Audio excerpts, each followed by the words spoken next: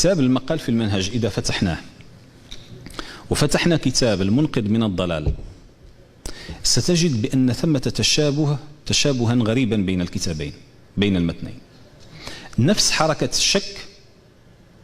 بل حتى النص الذي يقول فيه الغزالي يمدح فيه الغزالي الرياضيات تجده عند ديكارت يمدح الرياضيات.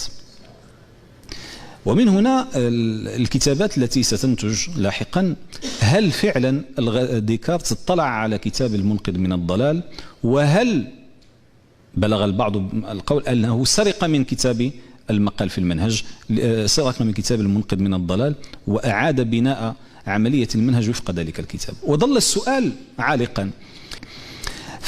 هاتين التجربتين لهما معنى آخر أيضا. تجربة الشك عند الإمام الغزالي رحمه الله تفيد طالب الفلسفة من ناحية، هو أن تلك الثقة المطلقة في العقل متعبة جدا. جميع الفلاسفة الذين وثقوا في العقل وبنوا أنساقهم المعرفية كانت لهم تجربة مريرة عندما يجاوز العقل حدوده إلى مسألة الدين، إلى مسألة الاعتقاد الديني. يحس هناك العقل بأن طاقته لم تعد تكفيه من أجل أن يبث فيما وراء الطبيعة في ذاك المجال. ولهذا التجربة مثلا الغزالي يتحدث عن التجربة الكلامية وينتقدها، لأنه كان مستندا فيها إلى الاستدلال العقلي.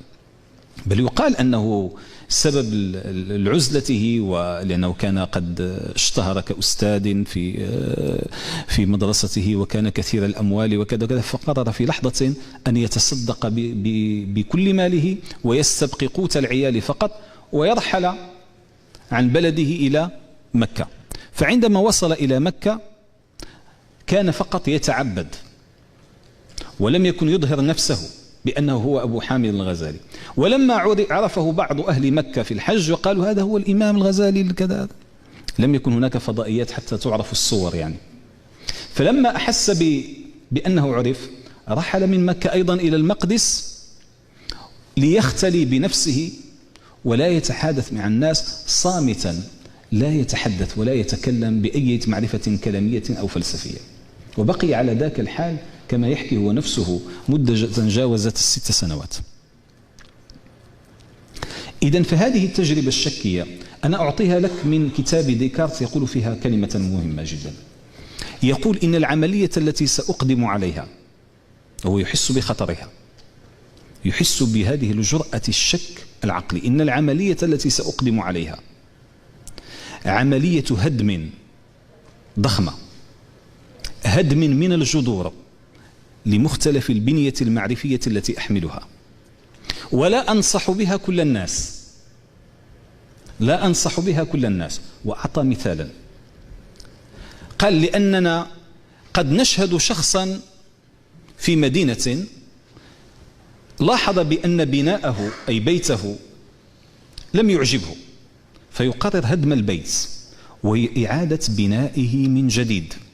لكن لم نشهد قط أن مدينة كاملة قررت في لحظة واحدة أن تهدم جميع البيوت وتعيد بناءها من جديد. قال وإن بناء العقل أشد تعقيدا من بناء البيت، لذا لا يمكن لهذه العملية الشكية أن يطلقها أي شخص.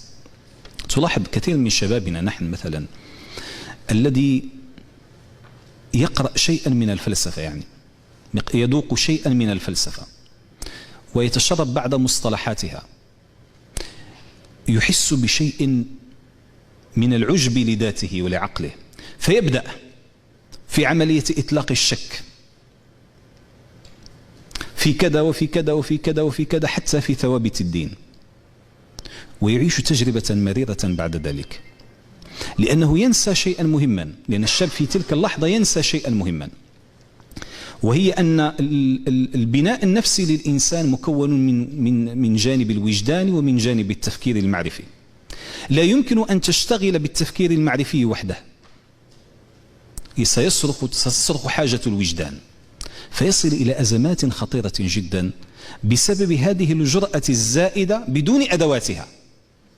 فإذا هذه عملية الشك عند الغزالي كان يدرك خطورتها من الناحية النفسية، ولهذا أبقى حقيقتين أساسيتين.